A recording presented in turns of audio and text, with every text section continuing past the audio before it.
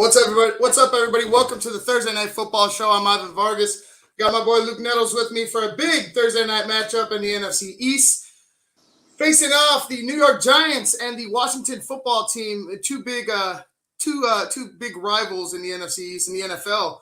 I mean, for that matter. But you know what? It's none bigger than this one. I feel like the team that gets off to the quickest start in the NFC East pretty much can control their own destiny. You know what I mean? You know how this division has played out in the past couple of years, Luke. Yeah, back and forth. You know, it could be any one of the four. You know, yeah. I feel like at any certain time it could be the Eagles, the Giants, the almost said the other word, the Washington Football Team, or the Dallas Cowboys. And I feel like these two teams out of all of them. And I know I picked the Cowboys to go ahead and surprise everybody and win the division. But I think the battle is going to be between these two right here, the New York Giants and the Washington Football Team. Luke, what are you looking forward to tonight in the Giants? I mean, Saquon is questionable.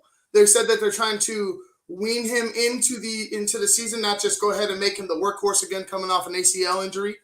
But you feel like, Saquon wants to break out. You feel like this is a game where, and I know it's against a tough front seven of Washington, but man, if Saquon could go off against the Washington Football Team, the New York Giants are looking pretty. If he could find his legs this game, I think New York Giants are going to be the team to beat in the NFC East. Yeah, I mean he wants to get it going. I mean he's a tough guy, but I mean like you said, I think it's smart that they wean him in because he was their workhorse for the season before he got hurt. I don't think you want to put that kind of load on him coming off that injury. You kind of want to ease him into it. Just take care of him. You want to take care of him. You want him to be there. You want him to be there for the distance. I think the Giants. They had a bunch of people getting a bunch of new receivers getting first receptions. I'm sorry, last week. So I'm looking for them to build on that. This Washington defense, along with the mind of Ron Rivera, is no joke. I mean, they get after people. It's that simple. New York's offensive line is going to have to step up, take a huge step up actually today, because like I said, that defense is no joke. Now, a little bit to be desired on Washington's offensive side, only because the quarterback. Could he get you down the field? Yeah, he can get you down the field. But you'd rather have your starter. That's just any team across the league. It doesn't matter who it is. You want to have your starting quarterback. I mean, that's just the way it goes. That's it. Guys have practiced all this time with them. You want to have them. You develop chemistry, things of that nature. And, when you bring somebody in, it kind of throws a little wrench in it. But, with that being said, Washington does have some good people. It's just unfortunate one of them is still hurt with Curtis Samuel. Logan Thomas is still there. McLaurin is still there. You still got some guys that can catch the ball. I look for really in this game for Washington's running back. I look for Gibson to have a big game this game. I think that he's going to be the one. And if things get tough, you're going to go to McKissick, throw it out of the backfield, let him run. But I feel like this is going to be a good game. I think you're spot on with this division being up for grabs. I mean, the only one thing that it would kind of slightly tilt towards the Cowboys would be the simple fact is they don't play a playoff team until week 11.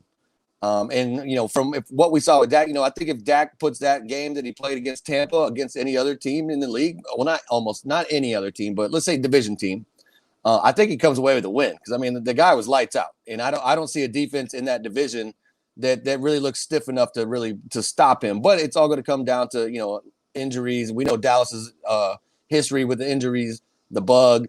So we're going to see. We're going to see what happens. But I think this is going to be a good game. Like you said, a hard fought division games. I always love watching division games because it feels like there's just a little hatred. That people play a little tougher in the division than they do when they go outside the division. Tyler Heineke last year almost led the Washington Football Team to a playoff victory over your Tampa Bay Buccaneers, and it was a close game. He kept them in it, but you could see where other guys needed to step up. What I'm saying? It can't just be Tyler Heineke. Tyler Heineke is a bridge.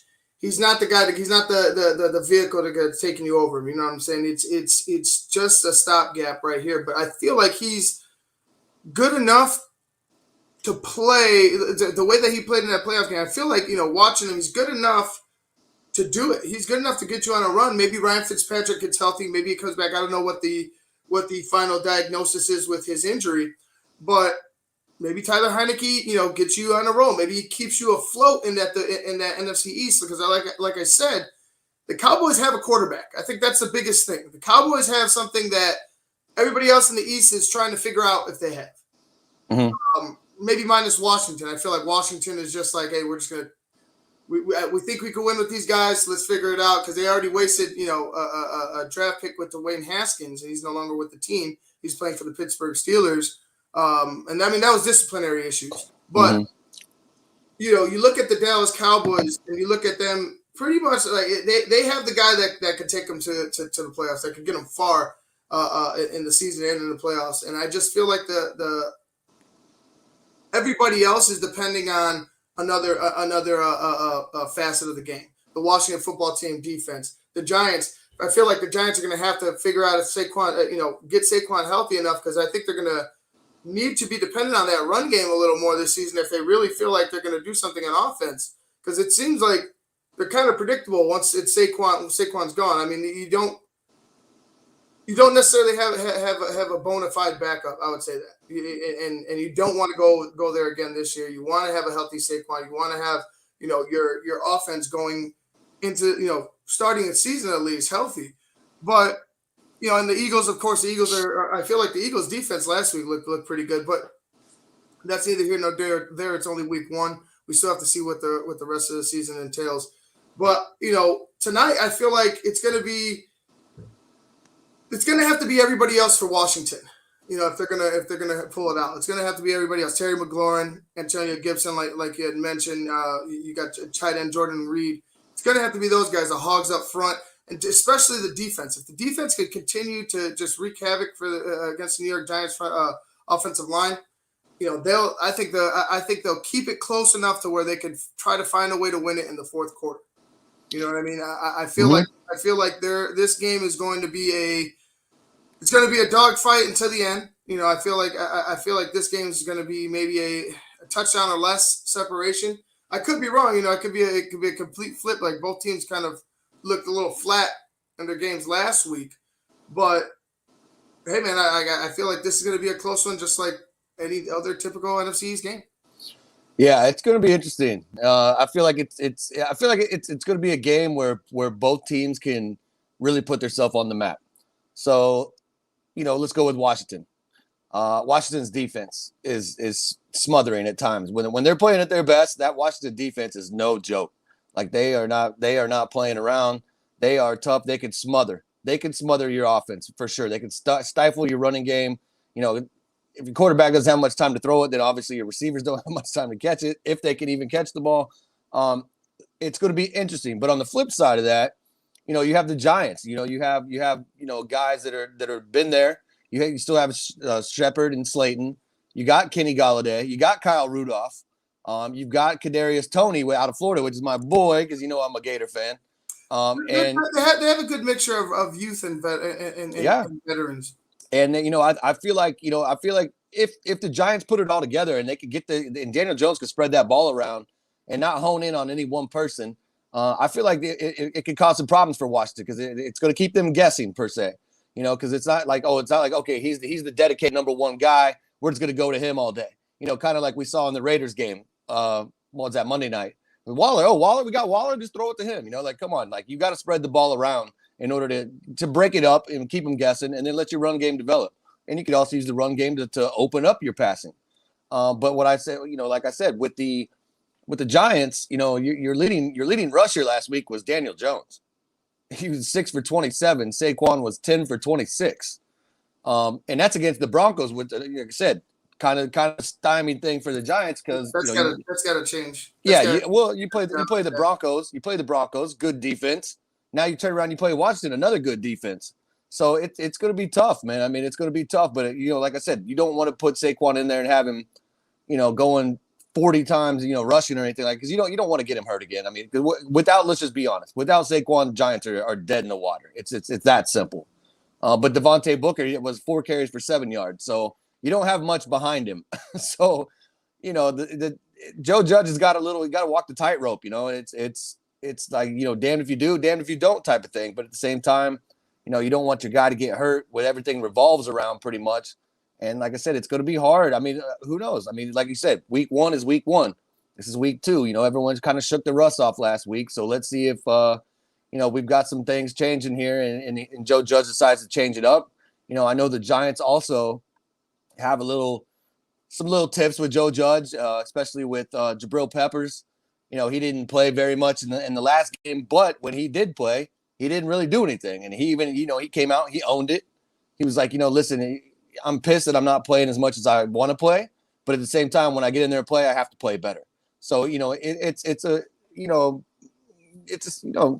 walk that fine line with everything, and plus he's got to see, some other talent that he's got on the field too, and on the defensive side. So you got to kind of still working out. Cause like you said, these players, these first stringers, they don't play much in the preseason, for good reason. Nobody wants to have a whole injured squad, a la Baltimore Ravens. But it's going to be interesting. I look for this game to be pretty tight, to actually tell you the truth, man. I look for it to be a really close game. Yeah, I think it'll be too. Let's go ahead and just wrap things up and get some predictions, because I'm just like sweating in this room for some reason. I feel like I'm in a sauna. I have no air, no circulation. But I feel like that tonight is going to be. You're going to see Tyler Heineke find some success. He's not new to this. Like I said, playoff experience. He's been in a playoff game. I look for the Washington football team to come out on top. I'm looking for this to be a dogfight, but I'm looking at like 17-13 type of a ball game. It could be, within 4 points separation. I'd give it that. So I go 17-13 Washington football team. I think it's going to be a little more than that. I don't know. I just feel like that. Like I said last week, I feel like the Giants. There's something about them. I don't know. I can't put my finger on it, but I feel like with the receivers they've added, Kadarius Toney and Kenny Golladay. I feel like at some point these guys are going to get this going. And like I said, you still got Slayton, you still got Shepard, so you've got guys there. I'm not sure if Ingram is going to be in for this game or not. He needs to get going. He needs to get back to where he was when he first got in. But I don't know. Like it's so hard to pick right now, just because like I know Washington's defense is no joke and they can stifle you real quick. But I'm gonna go 23-21 New York Giants. Okay, so about the same amount. Yeah, it's gonna be close. No, it's gonna be close. It won't be a blowout. Yeah, it won't be a blowout. We last week, or excuse me, on Monday. Oh, 1 second. On Monday, we had picked a somewhat of a blowout. We had a lower scoring game for one side. Now I feel like it's going to be a lower scoring game for both. If they're not going to go down, attack downfield, and they're not going to go ahead and use Saquon the way he needs to be used, like, as if he were healthy 100%. I just find it to be a predictable offense. I mean, you got a good defense over there in Washington. I don't think they're going to, fall, victim to any type of tricks, unless you have some tricks up your sleeve, Joe Judge. It's just kind of that evenly matched type of a ball game where you've seen each other over and over. They know who each other are. They know the personnel that across from them. I feel like Washington just has the upper edge with defense, and they have enough on offense, especially with they got the playmakers in Gibson, McLaurin. Like I said, Samuel needs to come back, but they have other playmakers in the Jordan Reed. The offensive line is pretty solid. You know what I'm saying? They're not overwhelmingly great, but they're pretty solid as far as I could tell. I mean, you got Charles Leno Jr. over there, but like that's probably like the weakest link on your offensive line if you're the Washington Redskins. So it's like, you hope Heineke can get it out, but I feel like if they have a good mixture of run and pass, you don't have to worry about Leno's ass too much. Maybe you put a tight end on his side to help him out, so you don't get your second string quarterback injured. But yeah, it's. I feel like that's how you do it if you're Washington. I don't fear that New York Giant defense. No, there's nothing there's nothing to be scary about over there. I think they only had like 2 sacks or something in the last game. So their pass rushes leaves a little bit to be desired. But with that being said, you're playing the second string quarterback. So sometimes it's not about getting pressure. It's just letting him make a mistake. So at the same time, you could show a blitz, drop in coverage, and basically either get an interception and advance the ball, or at least get the ball and turn over possession. So it could. They don't necessarily have to get there. Like I said, sometimes it's just a matter of forcing him into a mistake. So it's going to be interesting. I just feel like, I don't know. I feel like today, and I feel like going forward, the Giants should be using Tony in a much different way. They're trying him with this trick plays. He had like one or two receptions for like -2 yards. Kadarius a little bit differently too. I thought they were happy with who he was as a receiver. I thought they were excited about him trying to stretch the field. Yeah, you know what I'm saying? Like I thought they were, when they drafted Kadarius Toney, they were talking about it's like, yeah, he's going to be useful. But maybe he's getting lost in that wide receiver mix. Yeah, it could be. But I mean, and I also feel like when you're trying to do these like end around these stupid plays that we can't stand to go east west, like come on. I mean, these are professional football players. This isn't college anymore. Can you catch somebody sleeping every once in a while? Yeah. But I mean, to keep it continuously in the playbook, after disappointment after disappointment after disappointment, it's time to move on and get the ball going north-south. I feel like he will. I feel like Kadarius Toney may actually be the edge in this game.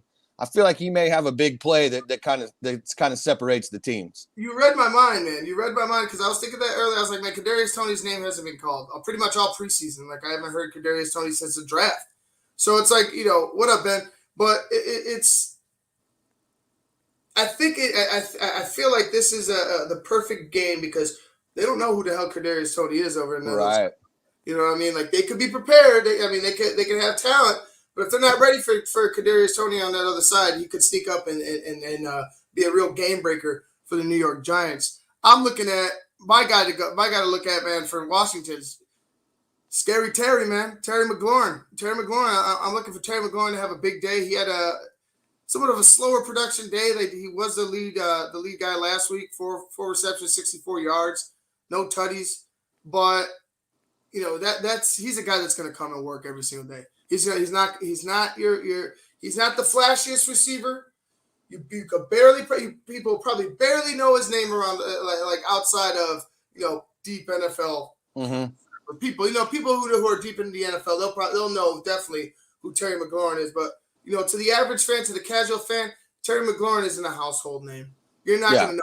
But Terry McLaurin is going to go out and ball, and that's what Terry McLaurin does. And if you look to his catch last week, look to that catch last week against the Chargers.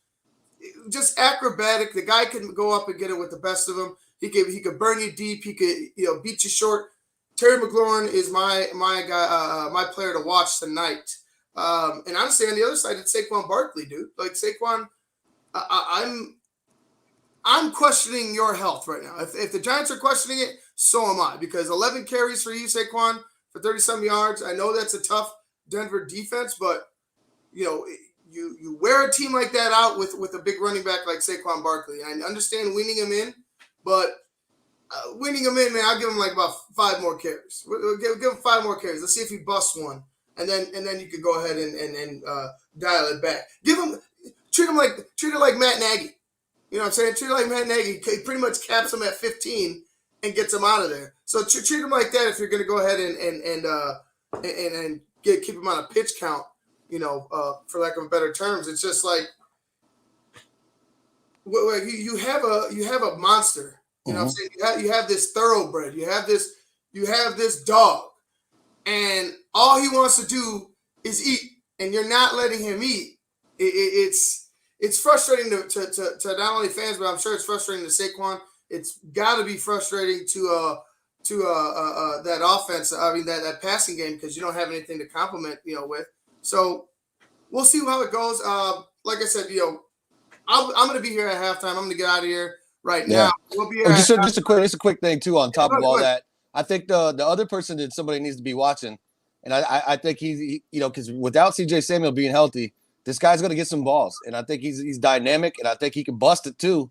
And that's Diami Brown, however you say his name. He's going to be the number 2 tonight. So, like I said, it's going to be McLaurin, Logan Thomas, and Diami Brown. And like I said, watch out for this guy because, like you said, he's from North Carolina. He's a young buck, but I look for him to break out, man, because this guy may find his way into the roster, the starting rotation, real fast if he could put up some numbers with C.J. Samuel on the side, because he'd be a great guy to complement McLaurin and C.J. Samuel.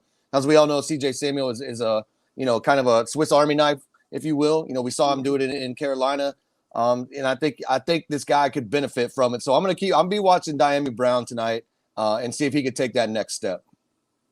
Well, I'll be watching him too because, I mean, trust me, Terry's on my fantasy team. So that's why he's being highlighted tonight. That's all that matters. So that's all that matters. So just go to Terry. Don't worry about it. Just go to Terry. All right, guys. It's going to wrap things up for the pregame of Washington and New York. I'm Ivan Vargas. That's Luke Nettles. Like I said, I got Washington. Luke's got the New York Football Giants. We'll see what happens at the end of the game, but we'll check you guys out at halftime. We'll see you then. Peace.